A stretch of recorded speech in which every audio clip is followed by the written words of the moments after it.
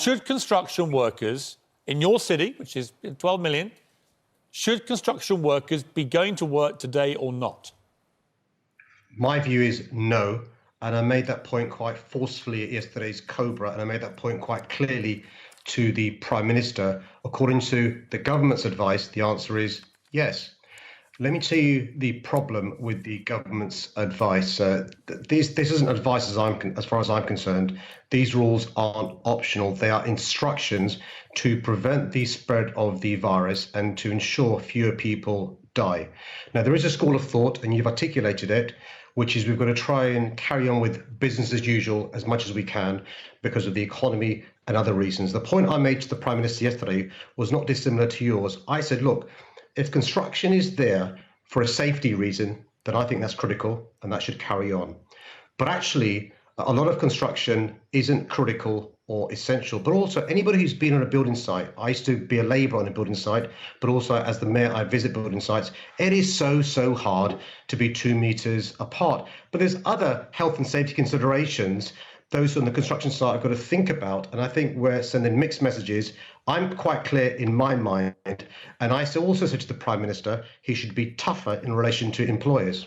We've seen pictures earlier on also of public transport, of the Central Line. Someone tweeted a picture of it looking extremely busy once again this morning. And this was an NHS worker who was trying to get to essential work. These people obviously not able to social distance. You've cut down the timetables for London transport, and yet it's making a dangerous situation for those people who do have to use it, isn't it? Will you reconsider what can be done about this issue on London's transport? Look, can I just be clear? The reason why public transport is still running in London is to enable key workers, essential workers, to get to work and back to home. Those people that can't work from home. I'm talking about nurses, clinicians, police officers, firefighters, and others. Not for other people who can work from home or shouldn't be going to work. The other point I'd make is we have now in TfL Transport for London more than 20% either sick or self-isolating. And these include critical staff who we need to ensure public transport runs safely. And so my message is, don't use public transport unless you really have to go to work. You work in the NHS, you work in food supply, you work for the police. If you really have to go to work, don't use rush hour. It's really important. One of the issues here, Mr. Mayor, is that apparently the workforce for London transport is down 20% already due to coronavirus, which reduces your ability to add more, even if you wanted to. How big an issue is this going to be? That is a big issue. I mean, we simply can't run tubes that are unsafe, or trains or buses. That 20% of sickness slash self-isolation include critical staff who we need to make sure public transport runs well. But I tell you this, some of the people on the tube today and yesterday aren't essential workers. It's really important to get this point across. And that's one of the reasons why I've been concerned about the mixed messages and the lack of clarity. Unless you're somebody who really has to be at work, you can't do it from home, stay at home. The only reasons you should be leaving home is if you've got to do basic necessity shopping, and they should be infrequent.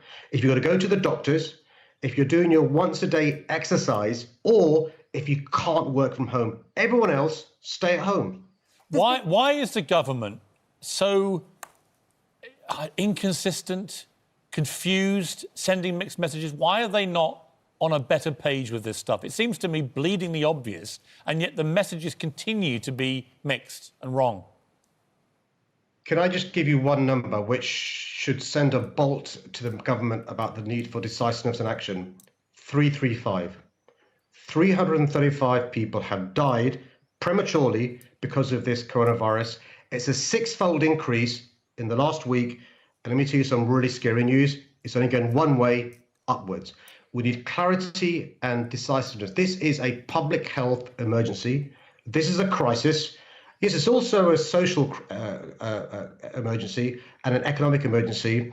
What the government should also be doing today, by the way, Piers, is I know construction workers, people who work in the gig economy, people who are freelancers. One of the concerns they've got is unless they go to work, they don't get money to put food on the table and to pay their rent. or the Chancellor, who's been quite impressive over the last few weeks, but the Chancellor's going to go further and say, you know what, I'm going to make sure those who are self-employed, those who work in the gig economy, those who are freelancers, get the financial support they need to pay their bills and put food on the table. And that would lead to fewer people using public transport and spreading this virus. I completely agree. I think fear is driving this, not just fear of the disease, but fear of unemployment and no money and not being able to feed your family. And I totally get that with self-employed people working in the building trade, whatever trade it may be, electricians, plumbers, you know, anybody really, frankly. Everyone's going to get affected by this. And everyone needs to have, at the time of national insecurity about a virus that may kill us, what we need is not to have added insecurity of thinking that there's going to be such tremendous financial pressure you can't feed your family. That it seems to me, it comes down to that. Absolutely. Can I just make this point, which I think many of you viewers will appreciate? Here in London, we've got 2.4 million Londoners who are renters with a private landlord. The concern they've got is even though their rent may have been deferred, they will still have to pay back the arrears, and they're not working. And they could possibly be not working for a long time. So I can sympathise with the dilemma people have who we've seen on the tube today and on the buses today, because they're worried. Unless they go to work, they've not got the money to pay the rent when it eventually becomes due and to put food on the table. And that's why government's got to step up. One of the reasons why we've got a government, a treasury with the money they've got, is to support us during these difficult times.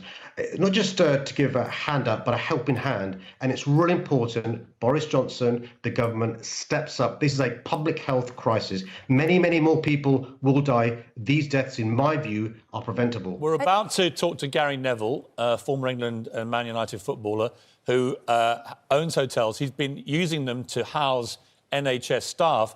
I've been asked by people in the NHS why, given that most of London's hotels are empty, can they not be requisitioned for specifically NHS workers so they don't go back into their own communities after a busy 12-hour shift around coronavirus and potentially infect everybody?